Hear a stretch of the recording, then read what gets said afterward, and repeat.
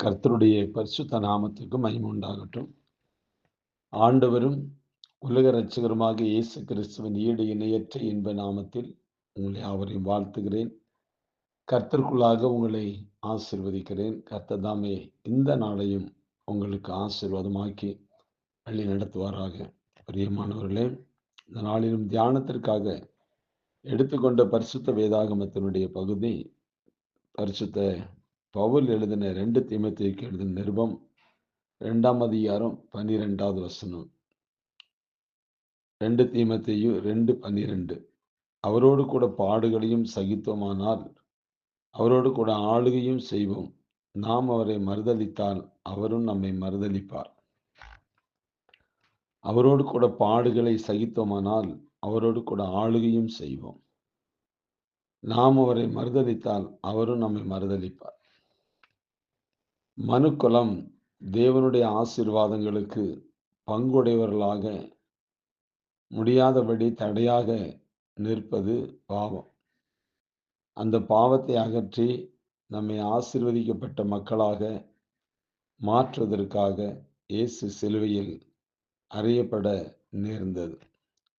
சிலுவையில் இயேசு நமக்காக இரத்தம் சிந்தியதை நினைத்து நாம் துக்கம் அடைகிறோம். இந்த சிலுவை மூலம் நமக்கு பல ஆசீர்வாதங்கள் வரும் என்று எண்ணி அதனை நாம் மதிக்கிறோம், மரியாதை செலுத்துகின்றோம். சிலுவை சின்னங்களை ஆசீர்வாதமாக சின்னங்களாக எண்ணி நம்மோடு இணைத்துக் கொள்கின்றோம். நல்லது. ஆனால் சிலுவை பாடுகளை எண்ணி மனவியாகுலம் அடைகிற அநேகர் தாங்களும் ஒரு சிலுவை சுமக்க அழைக்கப்பட்டுள்ளோம் என்பதை உணர்வதில்லை. சிலுவை சின்னங்களை ஆசீர்வாத சின்னங்களாக நம்புகின்ற அநேகர் சிலுவையின் மூலம் உருவாக்கப்பட்ட தேவ ஆசீர்வாதங்களை பெற தாங்களும் ஒரு சிலுவை சுமக்க வேண்டும் என்பதை சிந்திப்பதும் இல்லை. சிலுவைக்காக ஒரு சிலுவை சுமக்க முன் வருவதன் மூலம்தான் சொந்தமாக்க முடியும். எனவேதான் இயேசு தம்மை பின்பற்ற விரும்புவோர் தாங்கள் சிலுவை சுமந்து பின்பற்ற வேண்டும் என்றார். லூக்கா 9ஆம் அதிகாரம் 23வது வசனத்துல மனு குலத்தின் பாவங்களை மன்னிப்பதற்காக இயேசு சிலுவை சுமந்தார்.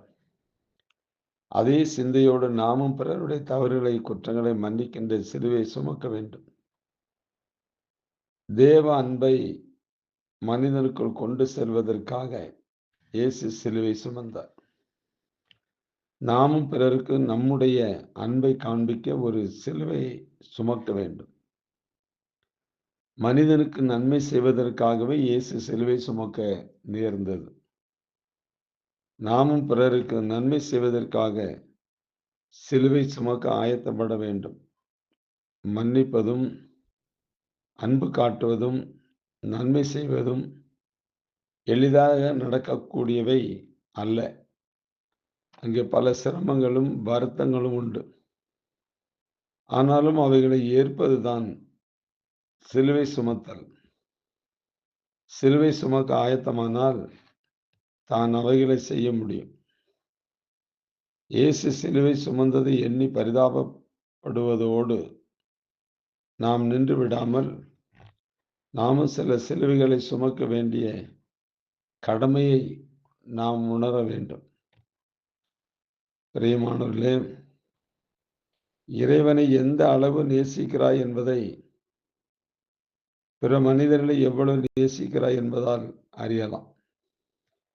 இறைவனை எந்த அளவு நாம் நேசிக்கிறோமோ அந்த அளவுதான் பிற மனிதர்களை நாம் நேசிக்க முன்வந்த காரியத்தை மற்றவர்கள் அறிய முடியும்.